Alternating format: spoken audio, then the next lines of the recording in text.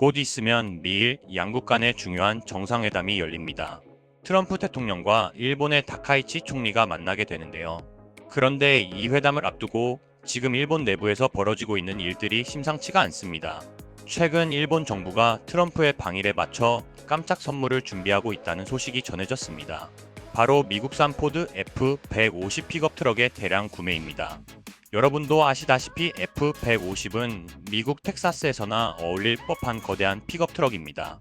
이걸 차고지 증명제가 없으면 차도 못 사는 전 세계에서 가장 도로가 좁고 복잡하기로 유명한 도쿄 도심에서 운용하겠다는 구상을 내놓은 겁니다.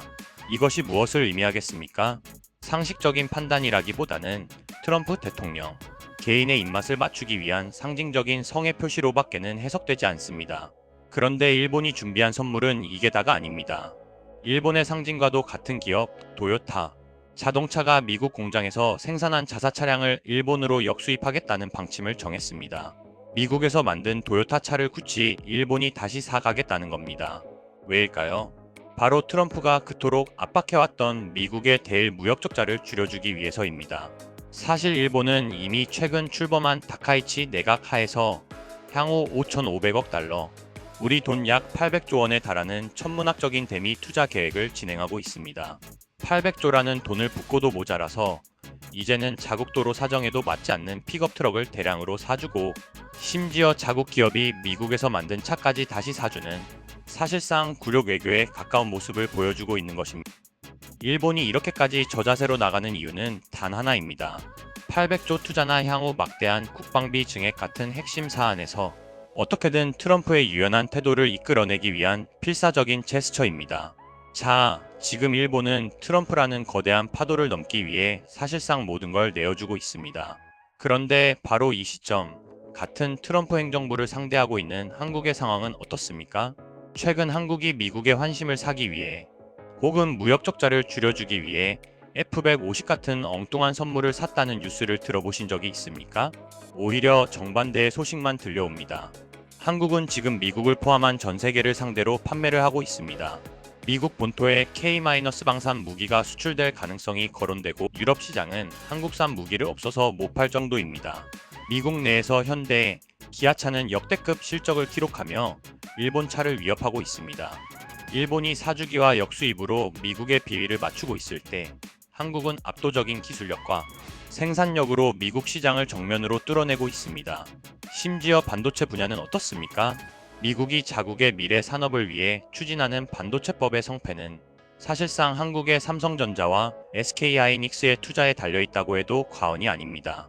트럼프가 그토록 강조하는 미국 내 일자리와 첨단 산업의 부활이라는 두 마리 토끼를 잡을 핵심 열쇠를 바로 한국 기업들이 쥐고 있는 형국입니다. 이것이 바로 일본과 한국의 근본적인 차이입니다. 일본은 800조라는 거대한 투자금을 내고도 여전히 의뢰 입장에서 미국의 유연한 태도를 기대하고 있습니다. 반면 한국은 K방산, K배터리, K반도체라는 미국이 대체 불가능한 핵심 자산들을 바탕으로 갑의 위치에서 협상을 하고 있습니다. 트럼프는 철저한 비즈니스맨입니다. 그의 눈에 굽히고 들어오는 일본은 어떻게 보일까요? 더 짜내고, 더 요구하고, 더 압박해야 할 대상으로 보일 겁니다. F-150을 받았으니 다음엔 F-35를 더 사라고 요구할 것입니다. 하지만 대체 불가능한 파트너인 한국은 어떻게 보일까요? 오히려 지금 워싱턴 정가에서는 트럼프가 일본이 아닌 한국을 상대로 깜짝 선물을 준비하고 있다는 관측까지 나옵니다. 최근 창고 영상에서 분석했듯이 미국 내에서조차 한국의 자체 핵무장을 용인해야 한다는 목소리가 나오고 있습니다. 이는 트럼프가 한국을 압박의 대상이 아니라 자신에게 정치적 승리를 안겨줄 핵심 파트너로 인식하고 있다는 반증입니다.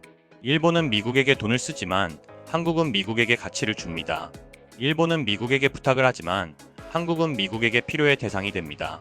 물론 외교는 복잡다단하며 물밑에서는 우리도 수많은 노력을 하고 있을 것입니다.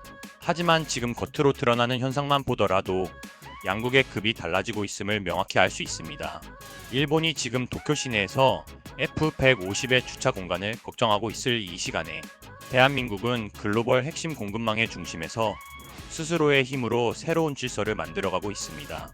트럼프가 과연 누구의 손을 먼저 그리고 더 꽉 잡으려 할지는 이미 정해져 있는 것 아닐까요?